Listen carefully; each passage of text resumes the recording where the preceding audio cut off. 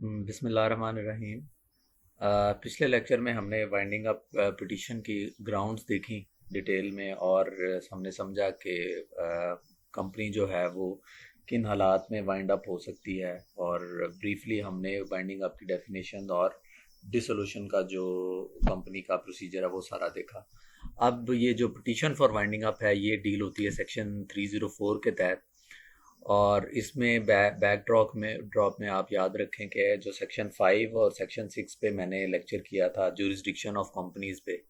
उसमें सारा डिटेल दिया हुआ है कि पिटीशन किस तरह जो है वो ड्राफ्ट की जाती है। यहाँ पे हम देखेंगे कि पिटीशन एक्चुअली वाइंडिंग अप की जो कोर्ट में है, पहला जो तरीकाकार है हमने देखा है कि वाइंडिंग अप बाय कोर्ट होती है, वॉलंटरी वाइंडिंग अप होती है जो कि शेयर होल्डर्स खुद करते हैं अपनी मर्जी से, और एक डिक्लेरेशन ऑफ सॉल्वेंसी देते हैं कि उनके एसेट्स जो हैं वो ज़्यादा हैं और लाइबिलिटीज़ कम है। और तीसरा तरीका है कि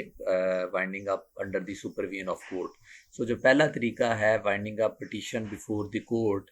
उसमें जो है जो मेन सेक्शन है वो सेक्शन 304 है, which state that an application to the court for the winding up of a company shall be by petition presented। So ये सेक्शन 6 वाली वही पिटीशन है जिसमें दिया गया कि पिटीशन में क्या क्या जो है वो लवाजमात होंगे, और subject to the provision of this section either by the company. So first जो पिटीशन लेके जा सकती है कोर्ट के सामने वो कंपनी खुद है, और कंपनी खुद हमें पता है किस तरह काम करती है, through special resolution. So company जो है थ्रू स्पेशल रेजोल्यूशन एक पिटीशन फाइल कर सकती है कोर्ट के सामने, और बाय एनी क्रेडिटर और क्रेडिटर्स, यानी कि क्रेडिटर्स जो हैं कंपनी के, जिन्होंने कंपनी को पैसा दिया हुआ है या उन्होंने कंपनी से कुछ पैसे कारोबार किया और वो मतलब वापस नहीं कर रही कंपनी, तो वो भी पिटीशन कर सकते हैं कोर्ट में, इंक्लूडिंग एनी कंटिंजेंट और प्रोस्पेक्टिव क्रेडिटर और क्रेडिटर्स, यानी कि ऐसे क्रेडिटर्स भी कर सकते हैं जिनका जो है वो लोन जो है वो कंटिंजेंट है upon some action on each party. और फर्ज करें वो जो एक्शन जिस एक्ट पे कंटिंजेंट था और वो क्रेडिटर ने अगर कर दिया है, तो वो नेचुरली जो है वो डेट जो है वो कंपनी की तरफ ड्यू हो जाएगा। सो इसमें रेलिवेंट देखने वाली चीज़ यही है कि जो डेट है वो ड्यू होना चाहिए towards the company. It has to be shown to the court कि जो क्रेडिटर कह रहा है कि मैंने ये पैसे लेने हैं कंपनी से, वो उसने एक्चुअली जो है वो खर्च भी किए हों, या उसने वो काम किया हो या सर्विस दी हो कंपनी को। और बाय एनी कंट्रीब्यूटरी और कंट्रीब्यूटरीज। कंट्रीब्यूटरी एक डिफाइंड टर्म है, सेक्शन 296 में ये डिफाइंड है। वहाँ पे लिखा है कि कंट्रीब्यूटरी हर वो शेयर होल्डर होगा जिसके पास कंपनी के फुली पेड शेयर्स हैं, और he is liable to you know take part और and he is responsible for the debts of the company. So हमें पता है कि जब कोई इंसान शेयर कंपनी में ख़रीद लेता है, तो वो अगर कंपनी वाइंडिंग अप में चली जाती है तो वो क्रेडिटर्स को जो है वो पाबंद है कि वो to the extent of his shareholding in the company उस कंपनी के कर्ज का वो जिम्मेदार है। सो कंट्रीब्यूटरी भी जो है वो पिटीशन कर सकता है अंडर दिस सेक्शन, और बाय ऑल और एनी ऑफ द अफोर्डसेड पार्टीज। ये जो हमने पीछे पार्टीज डिस्कस की हैं, कंपनी खुद, क्रेडिटर या कंट्रीब्यूटरी, ये इनमें से कुछ लोग मिलके भी कर सकते हैं। फिर जो है जी टुगेदर और सेपरेटली और बाय द रजिस्ट्रार और बाय द कमीशन। रजिस्ट्रार और कमीशन आप समझ लें कि एक ही पार्टी है, क्योंकि एसईसीपी को कलेक्टिवली जो है कमीशन बोलते हैं,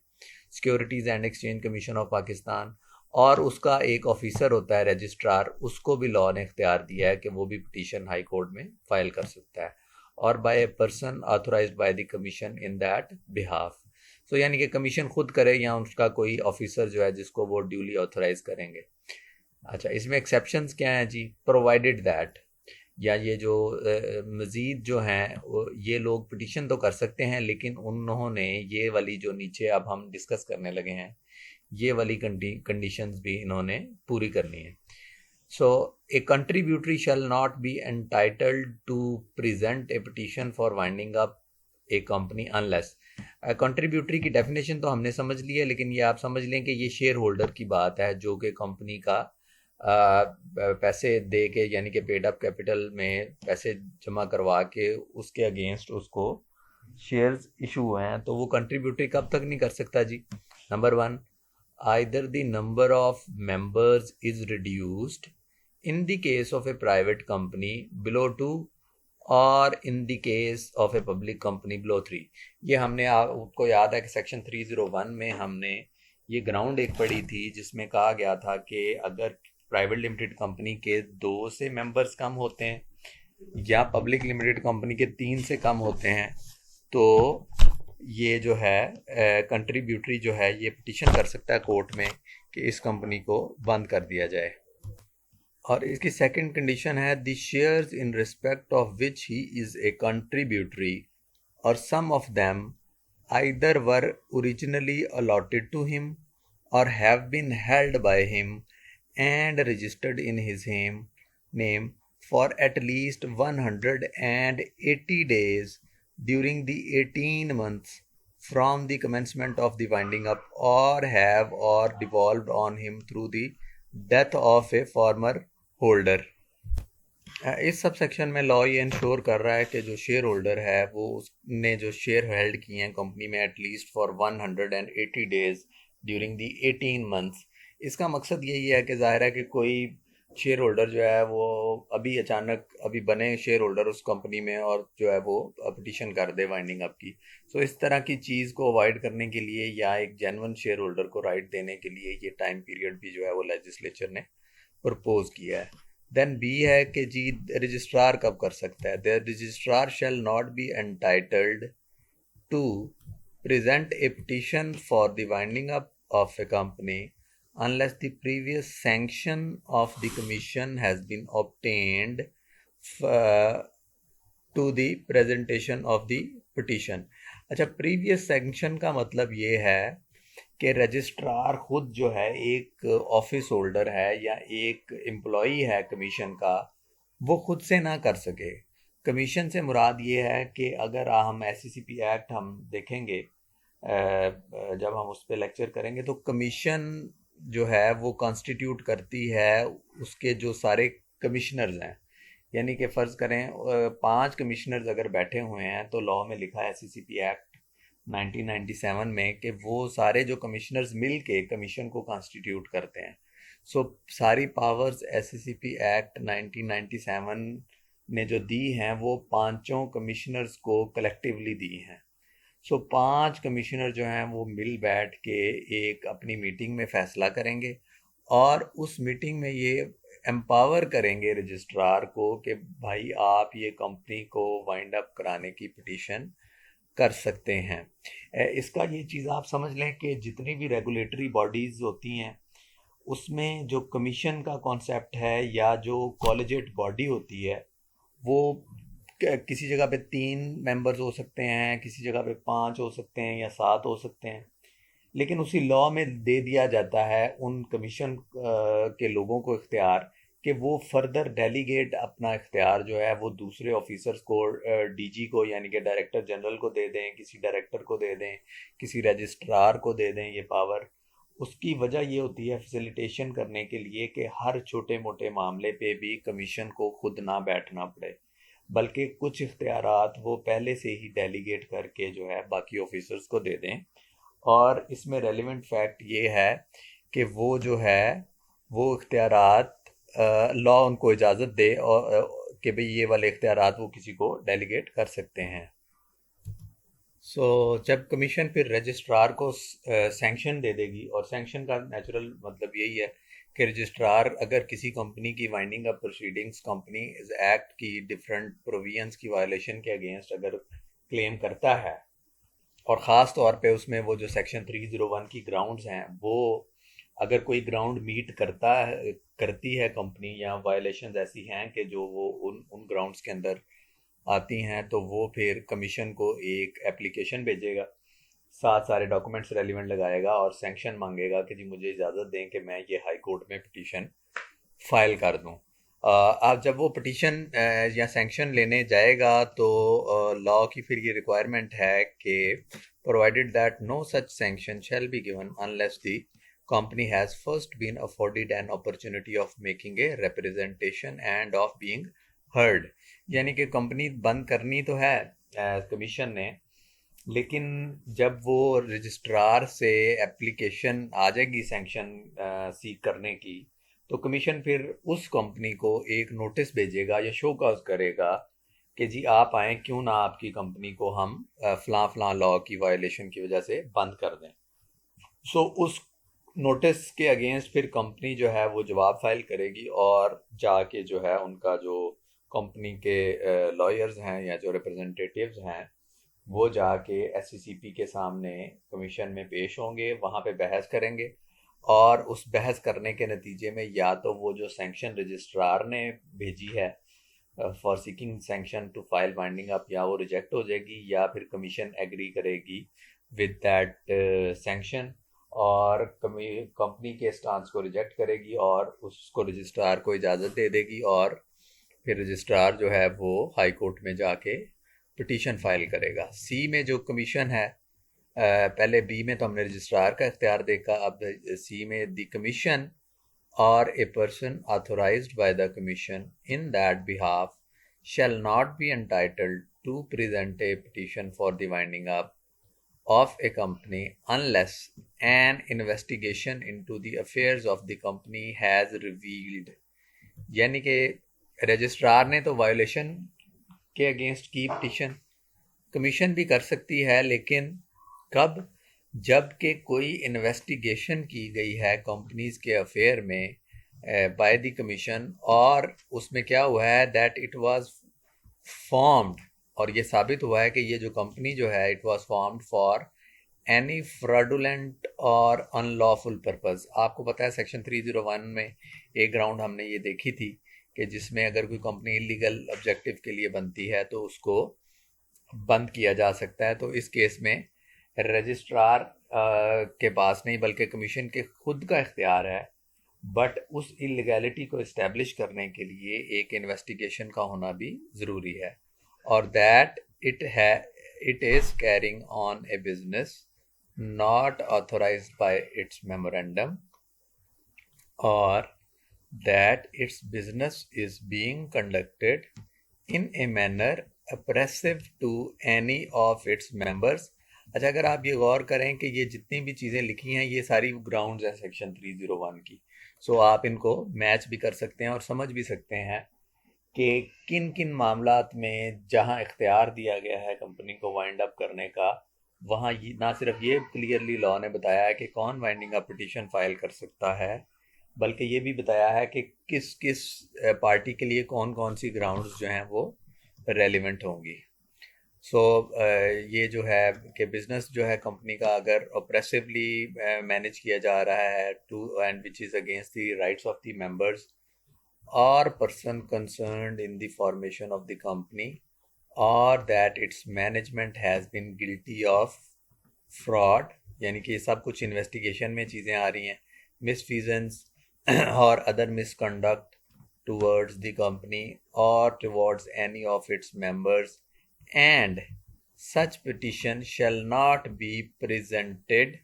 or authorized to be presented by the commission unless the company has been afforded an opportunity of making a representation and of being heard। सो इन सारी जो ऊपर वाली ग्राउंड्स जो मेंशन की हैं इन पे कमीशन जो है वो वाइंडिंग अप फाइल कर सकते हैं, और अगेन जो है इसमें अगर ये सारी ग्राउंड्स पे पिटीशन कमीशन करना चाहती है तो उससे पहले भी वो कंपनी को एक रिप्रेजेंटेशन का मौका देंगे, उनको सारी वायोलेशन जो है वो कम्युनिकेट करेंगे, कंपनी उसका जवाब फाइल करेगी, उस पर एक हेयरिंग होगी और उसके बाद जो है वो कमीशन जो है फैसला करेगी कि ये जो प्रोसीडिंग्स हैं ये आगे कोर्ट में लेके जानी है या नहीं लेके जानी। फिर है जी the provided that if sole business of the company is the licensed activity and the licence is revoked no investigation into the affairs of the company shall be required to present the petition for winding up. ज़ाहिर है investigation वहाँ पे होती है जहाँ पे कोई इबहम हो, कुछ चीज़ें साबित करनी हो, फैक्चुअल इंक्वायरी हो, रिकॉर्ड इकट्ठा करना हो।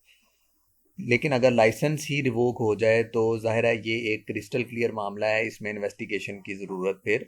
नहीं होगी। देन डी है जी, the court shall not give a hearing to a petition for winding up a company by a contingent or prospective creditor until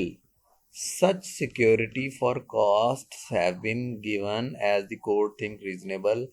and until a prima facie case for winding up has been established to the satisfaction of the court. So ये दो requirement हैं जी कि एक तो ये है कि अगर कोई कॉन्टिजेंट और प्रोस्पेक्टिव क्रेडिटर पिटीशन लेके आता है कोर्ट के सामने, तो जब अदालतें इस तरह का मामला सुने जहाँ पे कोई इबहम हो या कोई जो है वो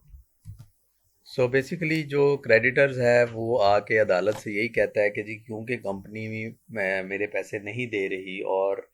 मैंने इनसे क्लेम भी मांगा है, तो फिर जो है वो कोर्ट क्या दो दो चीज़ों से सेटिस्फाई करेगी अपने आप को। एक ये कि भाई उसका जो क्लेम है क्या वो एक्चुअली क्लेम बनता है ऑन डॉक्यूमेंट्स, या मतलब ये है कि उसका जो क्लेम है उसकी नेचर इस तरह से होनी चाहिए कि अगर उसने कोई सर्विस दी है तो वो क्रिस्टल क्लियर होना चाहिए फ्रॉम डॉक्यूमेंट्स कि ये पैसे एक्चुअली इसके कंपनी की तरफ ड्यू हैं, या उसने अगर एक्चुअली पे किए हैं या किसी थर्ड पार्टी को दिए हैं, यानी कि डॉक्यूमेंट्री एविडेंस हो जिससे प्रेमा फेसी का मतलब होता है बादिउल नज़र या on the face of it, यानी कि कोई बात अगर कोई आपसे करे तो उसके साथ उसकी कोई ना कोई जवाज़ पेश करे या उसकी कोई शहादत दे, तो फिर अगर लगे कि भाई इसका मामला बनता है तो फिर कोर्ट उस पिटीशन को एडमिट करेगी। लेकिन एक एक्स्ट्रा जो रिक्वायरमेंट डाल दी है लॉ ने, वो डाली है कि जी वो सिक्योरिटी भी मांग सकते हैं कि भाई अगर आपका ये क्लेम दुरुस्त ना निकला तो ये जो कॉस्ट हैं ये हम जो है इसकी आप सिक्योरिटी अदालत में जमा करवाएं। वो कभी कभार श्योरिटी बॉन्ड अदालत ले लेती है या बैंक गारंटी ले लेती है, तो अगर वो क्लेम फेल होगा तो वो फिर वो जब्त हो जाती है सिक्योरिटी। देन ई है जी, the court shall not give a hearing to a petition for winding up a company by the company until the company has furnished with its petition in the prescribed manner the particulars of its assets। अब ये बात है कि company खुद जो है जब winding up लेके आती है तो एक वो लिस्ट मांगती है कोर्ट के जी आप अपनी पूरी कंपनी में के जो एसेट्स हैं उनकी जो पर्टिकुलर्स हैं वो हमें दें, and liabilities,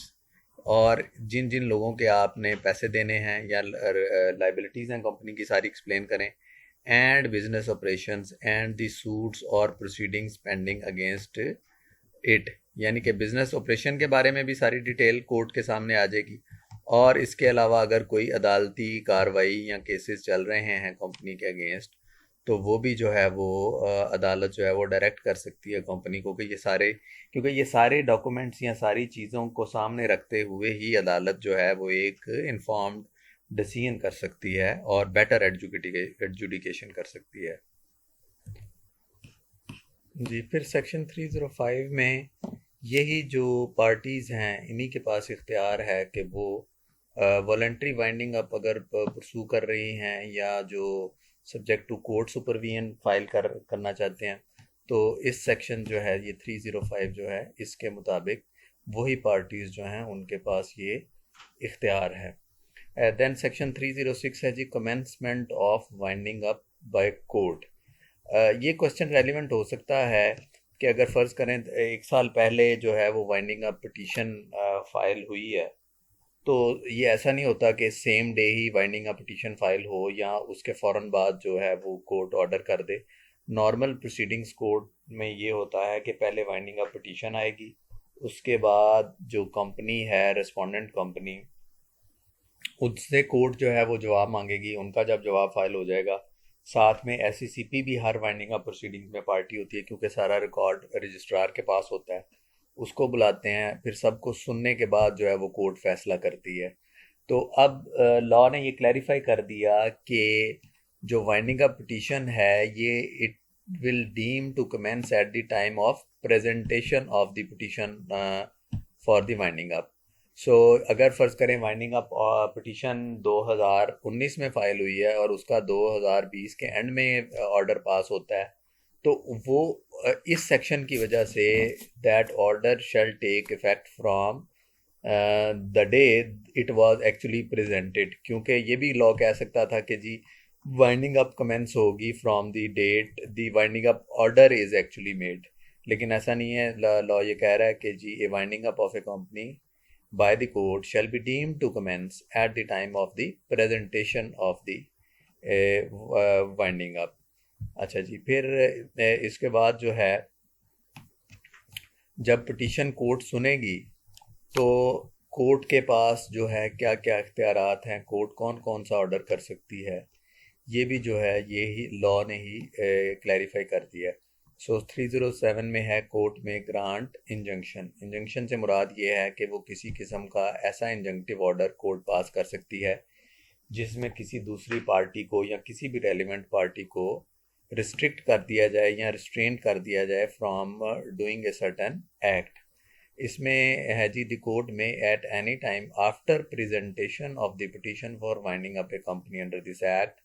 and before making an order for its winding up. ये आपको just at the cost of repetition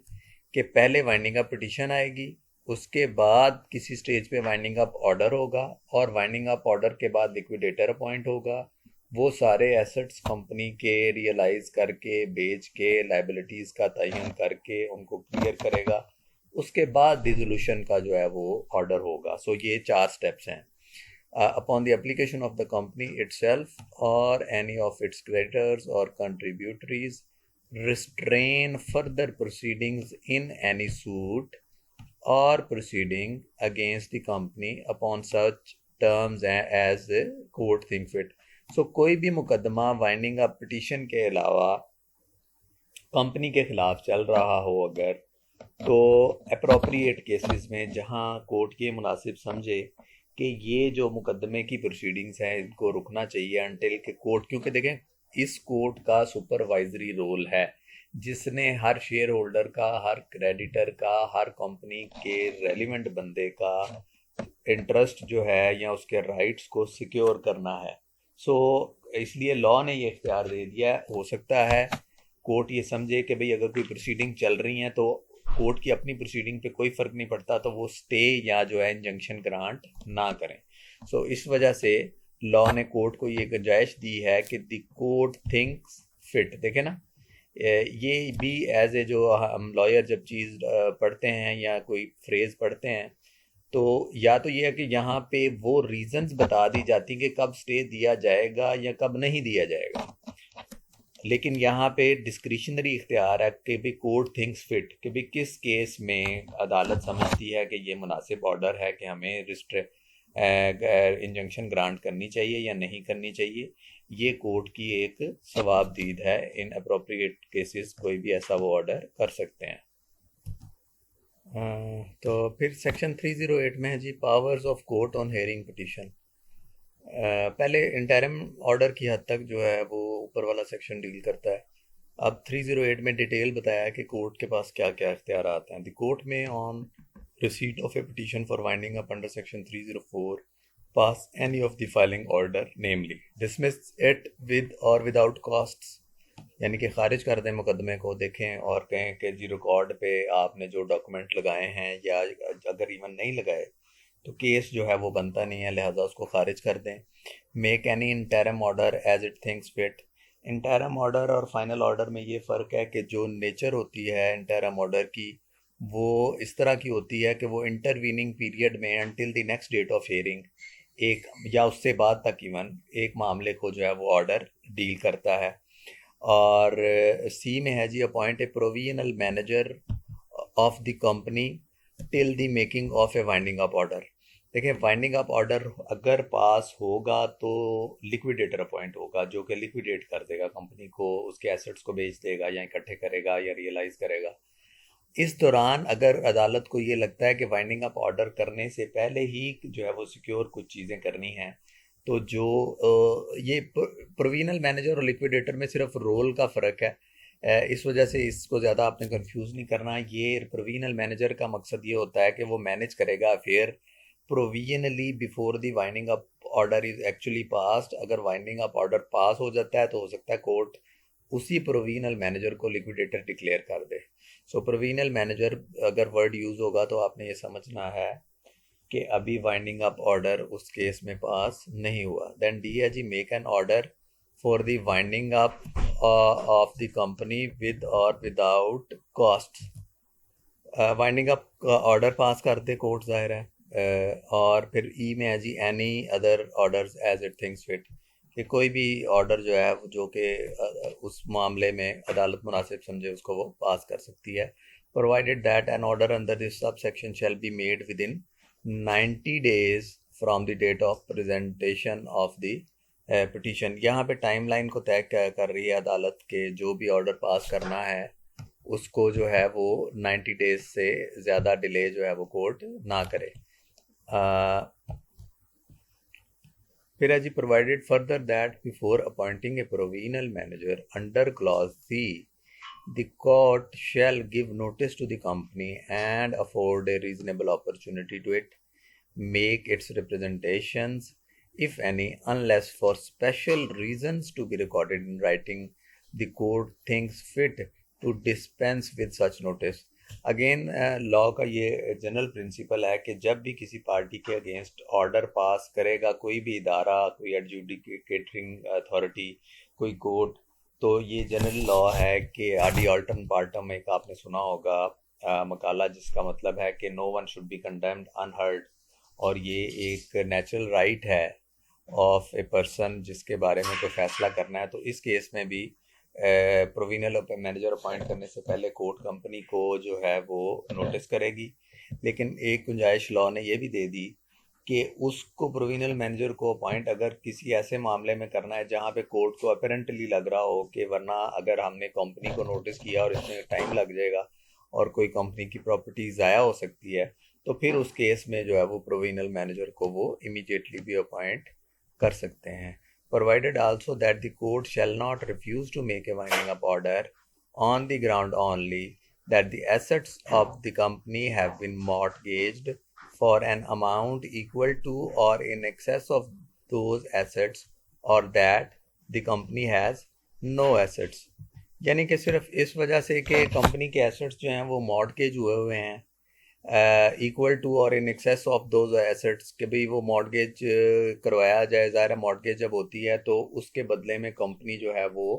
loan ले लेती है। सो मॉर्टगेज होने की फैक्ट या अगर कंपनी का कोई एसेट नहीं है, ये दोनों ऐसी वजूहत नहीं हैं कि कोर्ट को जो है वो पाबंद किया जाए या रोका जाए कि जी आप वाइंडिंग अप ऑर्डर ना पास करें। देन सबसेक्शन 2 कहता है जी, where a petition is presented on the ground that it is just and equitable that the company should be wound up, the court may refuse to make an order of winding up if it is of the opinion that some other remedy is available to the petitioners and they are acting unreasonably in seeking to have the company wound up instead of pursuing the other remedy। ये हमने section 301 में एक ground देखी थी कि just and equitable जब court consider करे कि कंपनी को बंद करना है तो ये एक ग्राउंड तो है। लेकिन ये यहाँ पे सबसेक्शन 2 क्लियरली कह रहा है कि अगर कोर्ट ये मुनासिब ना समझे और ये समझे कि जी जस्ट एंड इक्विटेबल ग्राउंड मांग तो रहा है जो भी पिटिशनर आया है कोर्ट के सामने, बट उसके पास इसके अलावा भी दादरसी के लिए कोई और जो है वो चीज़ मौजूद है या कोई रेमेडी मौजूद है। मतलब किसी ने अगर कंपनी से पैसे लेने हैं तो उसको कह सकते हैं कि जी आप जाके रिकवरी का दावा करें और वहाँ पे साबित करें अपना क्लेम, या कोई और कंपनी में जो ऐसे वायोलेशंस हैं जिनकी अदरवाइज रेमेडी हो सकती हैं और किसी और प्रोसीडिंग्स में मामला चल सकता है। और तो इन केसेस में अदालत जो है वो बजाय इसके कि उस पिटीशन को एक्सेप्ट करें, उसको जो है वो कह सकती हैं कि जी आप जाके अपना जो आपकी रेलिवेंट रेमेडी लॉ में मौजूद है वो परसू करें। और आखिर में है जी subsection 3 where the court makes an order for the winding up of a company it shall forthwith cause intimation thereof to be sent to the official liquidator appointed by it and to the registrar. जी ये यानी कि जब winding up order pass हो जाएगा तो court immediately उसकी एक कॉपी तो उस लिक्विडेटर को देंगे जिसको वो अपॉइंट करेंगे, और साथ एससीसीपी के रजिस्ट्रार को भी जो है उसकी कॉपी जो है वो पहुंचा दी जाएगी।